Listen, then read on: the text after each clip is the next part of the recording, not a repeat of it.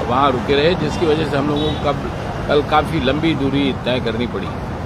तो जहाँ तक यात्रा में विघ्न का है वो तो थोड़ा हुआ, लेकिन उत्साहजनक इसलिए है कि हम ये सोच रहे थे कि शायद बहुत कम साथी पार्टिसिपेट कर पाएंगे, लेकिन जो अनुभव है, जो साथी हैं, ऑन एवरेज 100 से ज़्यादा साथी लगातार चल रहे हैं। कहीं 70 है, कहीं 80 है, कहीं 90 है, कहीं 150 है। तो उस लिहाज से काफ़ी अच्छा है। तीसरा जो है कि जगह जगह जो लोग मिले हैं, जो उत्साही लोग मिले हैं, नौजवान भी मिले हैं, लोग भी मिले हैं, जिन्होंने कहा, जैसे 2-3 अनुभव आपको सुनाऊं। जैसे ही हम लोग यात्रा से निकले, गोपीगंज के आगे एक सज्जन मिले, वो साइकिल से थे, किसान थे। उन्होंने मैं सबसे पीछे था, उन्होंने रोका, उन्होंने कहा, भाई आप लोग कहाँ जा रहे हैं? हमने बताया कि हम लोग दिल्ली जा रहे हैं।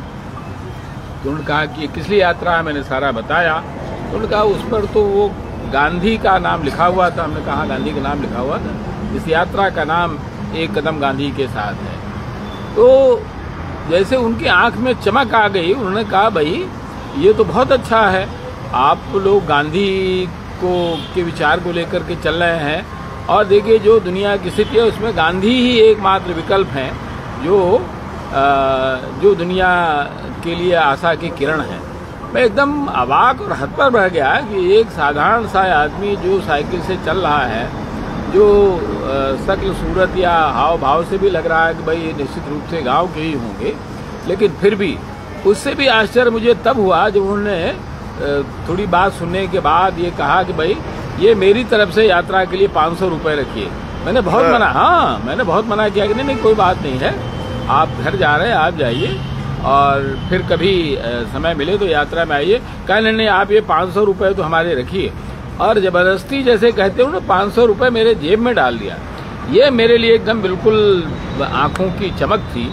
ये एक साधारण सा आदमी जो है, जो पहले से परिचित नहीं है, कई बार हमारे मित्र पैसा नहीं देते हैं, और एक रास्ते चलते आदमी जो है गांधी के नाम पर 500 रुपये निकाल करके दे रहा है, ये बहुत बड़ी बात थी। ऐसे ही एक जगह दोपहर के समय हम लोग बैठे थे, तो प्यास भी लगी थी।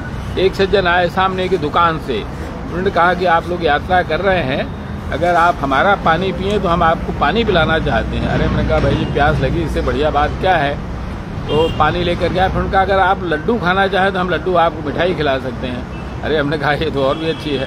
सचमुच में आदमी पूरा एक डब्बा, मेरे ख्याल से कम 1.5-2 किलो लड्डू रहा होगा, सबको 1-2 लड्डू दिए, बोतल का पानी लिया। हमने कहा नहीं ये हैंडपंप है ना, इससे हम पानी पियेंगे नहीं। कहा आप साफ पानी पीजिए। तो परिचय क्या था उनका, वो कैसे आए थे, किस प्रेरणा से आए थे? गांधी जी के कारण आए या गांधी जी कारण से वो दुकान में थे। उन्होंने देखा कि नहीं, वो सज्जन तो गांधी जी के आए थे, लेकिन ये जो पानी पिलाने वाले सज्जन थे वो संविधान और लोकतंत्र की वजह से आए थे। कि आप संविधान की बात कर रहे हैं, ये तो बहुत अच्छी बात है, क्योंकि संविधान आज खतरे में है। एक साधारण सा दुकानदार जो सामने केवल दुकान कर रहा है, उसकी ये समझ कि संविधान इस देश के लिए जरूरी है, और उसकी ये भागीदारी भाई इसमें हमको किसी न किसी तरह से पार्टिसिपेट करना चाहिए। आप इतनी लंबी दूरी कर रहे हैं, दिल्ली तक जाएंगे, क्योंकि अधिकांश लोगों की आंखें इससे फटी रह जाती थी। अरे पैदल, जब इतने संसाधन हैं तब आप पैदल दिल्ली जा रहे हैं, इतने दिनों तक आप पैदल पदयात्रा करेंगे। लोग एक दिन अपने घर के बाहर नहीं निकलते हैं, और आप इतनी लंबी यात्रा कर रहे हैं, दिल्ली जा रहे हैं, वो लोगों के लिए बहुत आश्चर्यजनक होता था। तीसरा जो था वो लखनऊ का था कि लखनऊ में एक सज्जन मिले और उन्होंने पैसा दिया, वो तो अलग बात थी, लेकिन वो काफ़ी दूर तक जो है वो साथ चले, और उन्होंने कहा कि मैं इस यात्रा में आगे भी आऊँगा और रहूँगा। तो ये जो यात्रा में चलते हुए का अनुभव आया वो बहुत अच्छा था। इलाहाबाद में, रायबरेली में, कानपुर में जो साथियों ने स्वागत किया वो बहुत अच्छा है। ऐसे ही एक पूर्व सांसद हैं, सुल्तान नाम सेनानी हैं, उनके बेटे हैं राजा रामपाल। उन्होंने, जबकि पहली मुलाकात हुई थी, एक मीटिंग में आए थे कानपुर में, और हम लोग जो सबसे कमजोर कड़ी थी व्यवस्था में वो अकबरपुर की थी, कानपुर देहात की। पूरी उन्होंने कहा मैं पूरी व्यवस्था करूंगा। सचमुच उन्होंने पूरा बिना कहे, बाकी लोग तो 1 पड़ाव 2 पड़ाव की व्यवस्था कर रहे थे, उस सज्जन ने पूरे जो उनका क्षेत्र था उसमें पूरा उन्होंने किया। क्या नाम था उनका? उनका नाम था राजा राम पाल। वो पार्टी के साथ? हाँ, कांग्रेस के रहे हैं, अभी इस समय समाजवादी पार्टी में हैं वो। लेकिन जो उनकी सज्जनता थी, और गांधी से प्रभावित बहुत ज्यादा प्रभावित है। भाई मुझे तो पहली बार मुझे लगा, मैंने शाम को उनको फोन किया तो फोन नहीं उठा, तो मैंने कहा यार फिर बेकार आदमी है, क्या फायदा है। फिर सवेरे एक सज्जन का फोन आया जिन्होंने उनका नंबर दिया था, उनका नहीं आप सवेरे फोन करिए कि शाम को वो ध्यान में रहते हैं। हमने कहा यार राजनीतिक आदमी जो है वो ध्यान करता है। मैंने सवेरे उनको बधाई दिया, जब फोन उठाया हमने कहा भाई पहली बार मैं सुन रहा कोई राजनीतिक आदमी जो है शाम को ध्यान करता है, और इसलिए वो फोन नहीं उठाता। बाकी लोग तो जो है इसलिए नहीं उठाते हैं, अगर जनता बेकार है क्यों फोन उठाना है इसका। उनका नहीं। उन्होंने एक और आश्चर्यजनक बात बताई कि उनके पिताजी ने उनको वोट नहीं दिया जब वो चुनाव लड़े। उन्होंने कहा तुम गांधी के स्तर के नहीं हो और तुमको राजनीति करने का अधिकार नहीं है, क्योंकि जो तुम्हारे अंदर राजनीतिक का गुण होना चाहिए वो नहीं है, इसलिए तुमको हम वोट नहीं देंगे। क्योंकि एक खास तरह का मतलब उनके जो अपने पैमाने थे वो स्वतंत्रता संग्राम सेनानी थे। और एक और आश्चर्यजनक हुआ जो मेरे लिए खुद आश्चर्यजनक था, इटावा में एक क्या नाम था उनका, आशुतोष दीक्षित। उन्होंने बताया कि उनके पिताजी स्वतंत्रता संग्राम सेनानी थे। जब वो मरे तो हिंदुओं में रिवाज है ना कि चिता को साफ करने के बाद राम राम लिखते हैं। उनके पिताजी ने कहा कि जब हम मरे तो उस पर गांधी गांधी लिखना। ये बहुत एकदम अद्भुत आश्चर्य, मैं तो चकित रह गया। बल्कि मैंने उनका इंटरव्यू का हमने कहा इस बात को कही। उनका नाम है आशुतोष दीक्षित। कहाँ के? इटावा के। वो कांग्रेस के जिला अध्यक्ष हैं। तो उन्होंने बताया, मैं एकदम चकित रह गया कि एक स्वतंत्रता संग्राम, तो उनके पिताजी ने कहा था कि गांधी जो है भगवान से के बराबर है, कम नहीं है। वह आदमी सदा सत्य बोलता है। इसलिए मेरी कब्र पर जो है, तब मुझे प्रेमचंद की वो बात याद आई जब उन्होंने उस लड़की के बारे में कहा था जो हरिजन लड़की गांधी जी के आश्रम में साबरमती में रह रही थी। जब उनकी पत्नी ने उनसे कोई बात की, अरे ऐसे कैसे हो सकता है।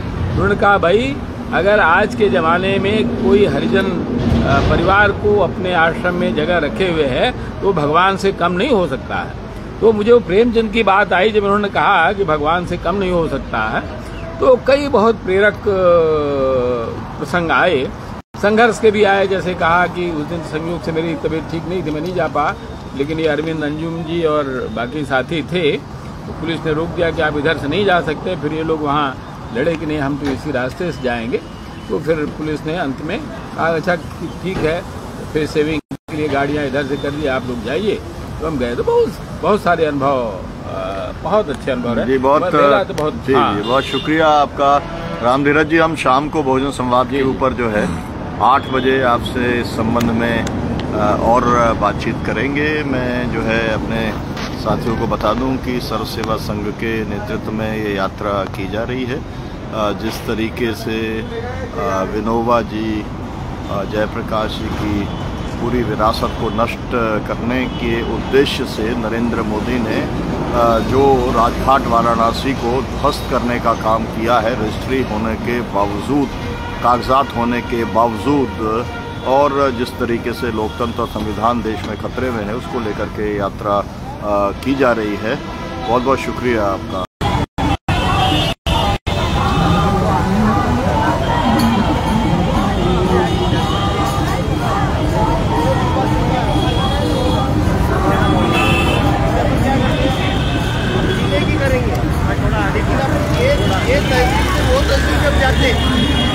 चार घंटे या 5 घंटे एक में चलेगा। क्या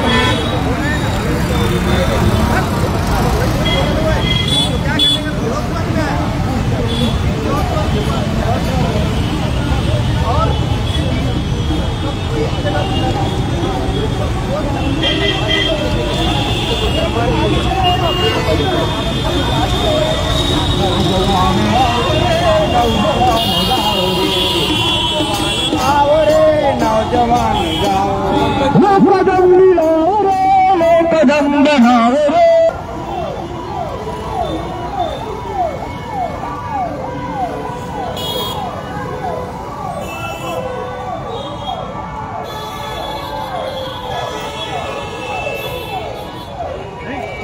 जिंदाबाद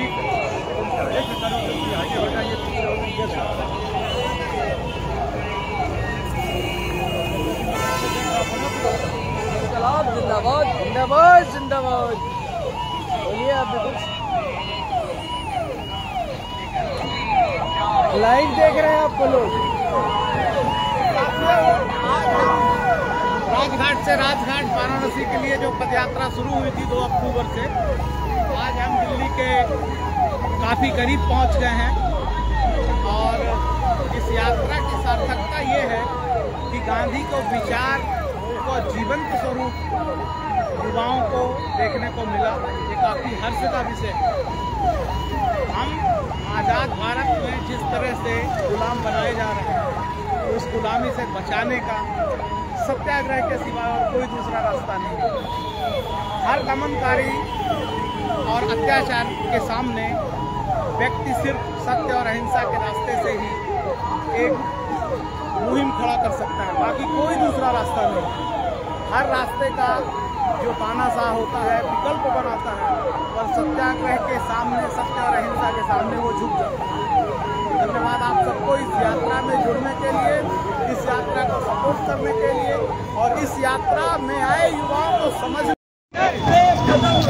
के साथ हम चले हैं, हम चलेंगे राजघाट से राजघाट, हम चलेंगे साथ साथ राजघाट से राजघाट, हम चले हैं साथ साथ।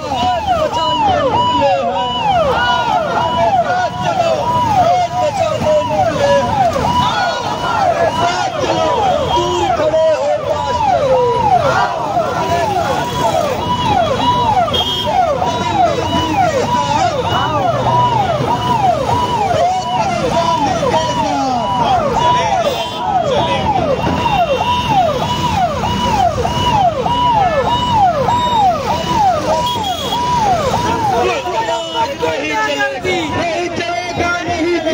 पुलिस कदम पर तानाशाही नहीं चलेगी, नहीं चलेगी। तानाशाही बंद करो, बंद करो, बंद करो। तानाशाही बंद करो, बंद करो, बंद करो।